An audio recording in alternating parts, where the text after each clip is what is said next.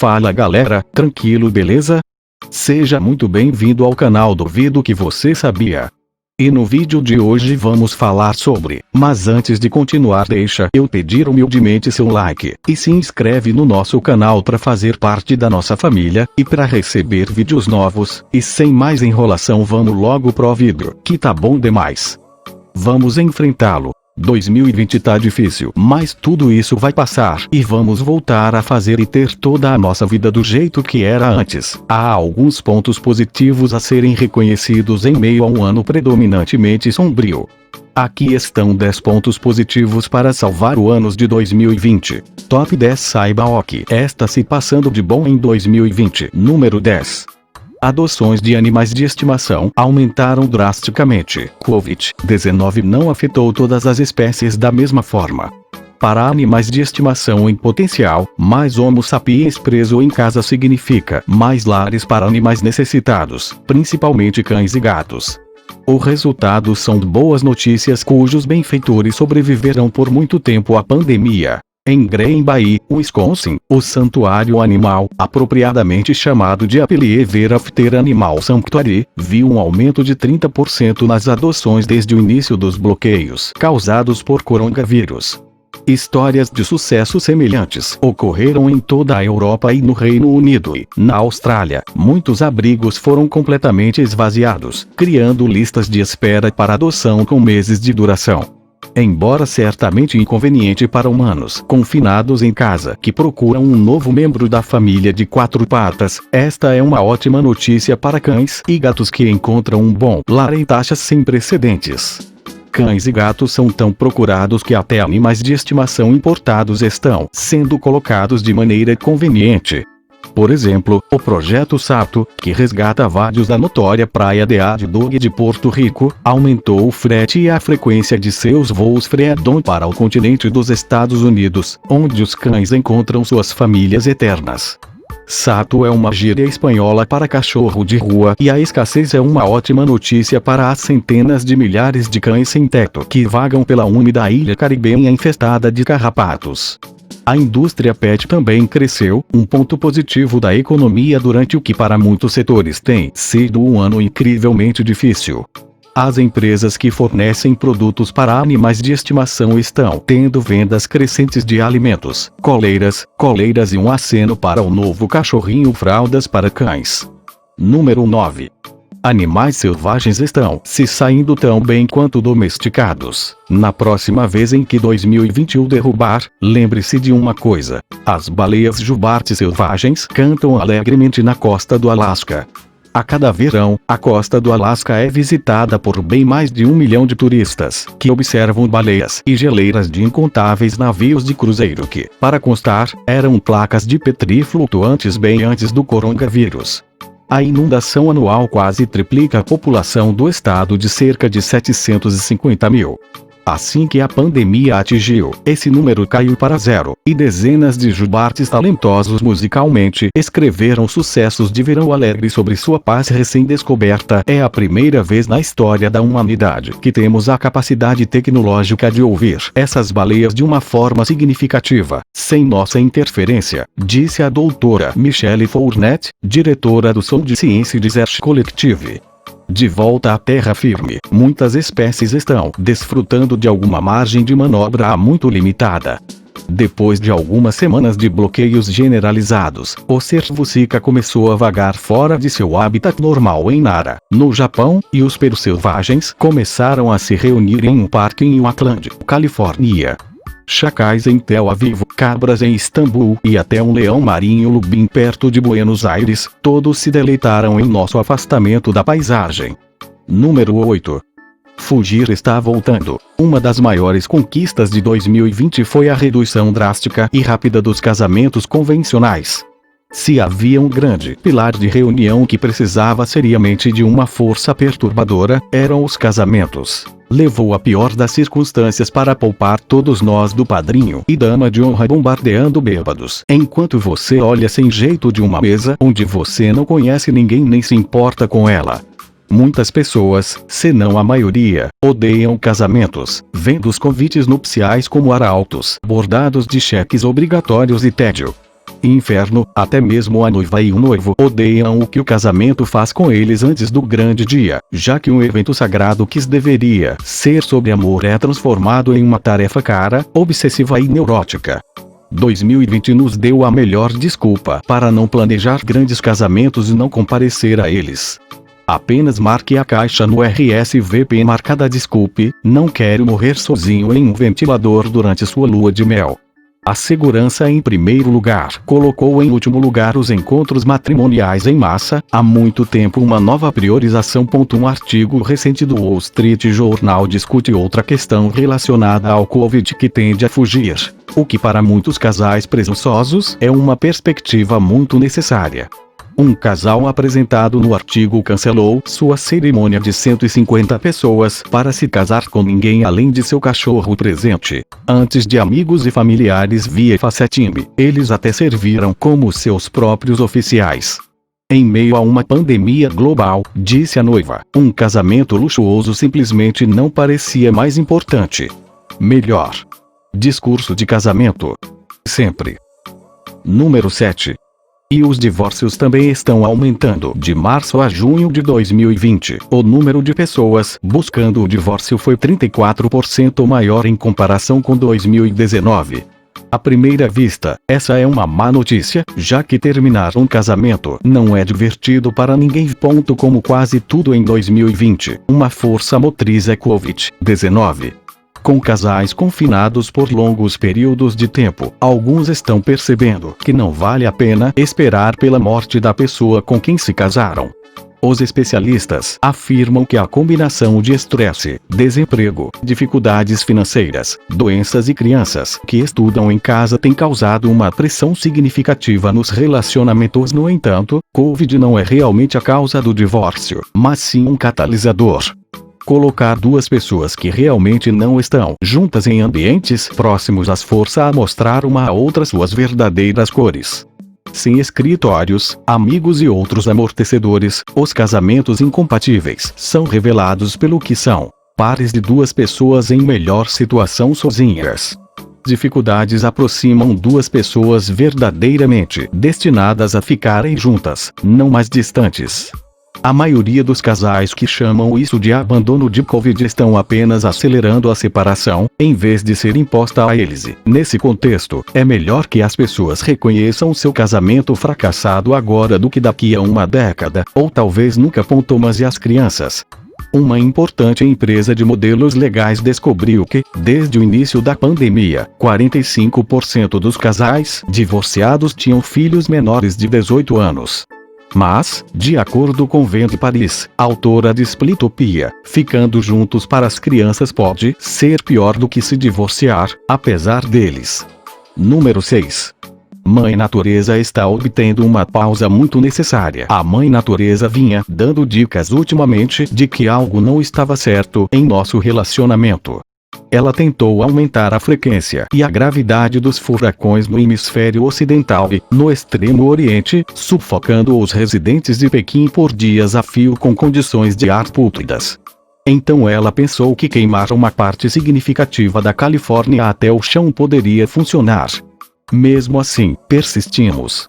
Finalmente, uma estratégia vencedora para a Mãe Natureza. Se não se pode confiar na humanidade para vagar pela Terra de forma responsável, talvez os humanos devam simplesmente ir para seus quartos. Nossas viagens aéreas, engarrafamentos e resíduos industriais foram confiscados e colocados na mesa da Senhora Nature. Se estivermos bem, talvez possamos tê-los de volta no final do ano letivo. Com os humanos escondidos, a Mãe Natureza mostrou uma capacidade incrível de se recuperar de toda a merda que puxamos em condições normais de negócios. Com a atividade social, econômica, industrial e de urbanização diminuída significativamente, o planeta maximizou seu tempo de folga há muito tempo com melhorias prodigiosas na qualidade do ar, rios mais limpos e menos poluição sonora. O aumento na qualidade do ar é indiscutivelmente o maior benefício. A Organização Mundial da Saúde, confiável para todas as nações civilizadas, exceto os Estados Unidos, estima que cerca de 3 milhões de pessoas morrem a cada ano de doenças relacionadas à poluição do ar, com 80% das residentes da área regularmente expostos a condições respiratórias inseguras. Tanto a mãe natureza quanto seus habitantes literalmente precisavam de um descanso, e 2020 proporcionou isso. Número 5. Os preços dos imóveis estão subindo, e ao contrário da bolha imobiliária de meados dos anos 2000, que levou a economia global com ela quando estourou desta vez, o aumento nos preços das casas é construído sobre a sólida ciência econômica da oferta e demanda, em vez de otários sendo enganados com empréstimos que eles não podem pagar. O recente aumento mais estável nos preços das residências é resultado de o que mais? Coronavírus. Residentes abastados em cidades ricas, mas em risco, estão fugindo para os subúrbios em meio a uma pandemia prolongada, onde a margem de manobra se tornou um salva-vidas em vez de um mero luxo. O resultado é um boom em bairros satélites como Nova Jersey e a grande área da Baía da Califórnia. Em East Orange, NJ, uma cidade na fronteira com Nevark com uma taxa de pobreza de 20% e crime violento 35% acima da média nacional, uma casa listada em 285 mil teve 24 ofertas e foi vendida por bem ao norte de 300 mil. Denver, Chicago, Houston, todos vendo solavancos significativos nos pedidos de hipotecas para residências suburbanas, deixando muitas famílias de classe média em dificuldades de longa data, literalmente sentadas em patrimônio que não tinham antes de 2020. A tendência é tão prevalente em grandes áreas metropolitanas fora dos Estados Unidos, incluindo Londres, Paris e Tóquio. Pela primeira vez, uma bolha imobiliária tem uma marca de Robin Hood. Os menos ricos estão lucrando com compradores ricos, felizes em pagar um prêmio para escapar de cidades superlotadas e potencialmente contagiosas. E uma das boas notícias que está tornando isso possível é a próxima entrada desta lista. Número 4. Comprovamos que o trabalho em casa funciona muito bem. Qualquer funcionário de escritório com um deslocamento infernal que, antes de 2020, descreveu um número cada vez maior de nós resmungou a contragosto alguma versão de não posso fazer essa merda de casa. Para muitos, a extensão de um trajeto em linha reta era absurdamente irrelevante para o incômodo e o tempo necessários para percorrê-lo. No norte de Nova Jersey, por exemplo, apesar dos aglomerados de cidades em um raio de 24 quilômetros da cidade de Nova York, o trajeto até os distritos comerciais de Manhattan costuma levar bem mais de 1 hora. A cada mês, isso significa uma semana de trabalho extra de tempo, cerca de 40 horas, viajando de para o escritório. Por que não podemos trabalhar em casa? Principalmente porque os gerentes não confiavam em que os funcionários não relaxassem. Mas com o advento do coronavírus, trabalhar em casa passou de um luxo raramente permitido para uma necessidade de segurança que tudo permeia. Aparentemente da noite para o dia, a grande maioria das pessoas capazes de ganhar a vida com nossos laptops estava fazendo exatamente isso. Apesar do temor de que os passageiros convencionais deixassem de trabalhar arduamente para trabalhar mal, esse grande experimento de força de trabalho teve grande sucesso. Na verdade, as empresas observaram benefícios inesperados dos arranjos de trabalho em casa, incluindo maior participação nas reuniões e maior atenção gerencial. Mesmo antes do Covid, pesquisas mostraram que os trabalhadores remotos costumam ser mais produtivos do que seus colegas que se deslocam.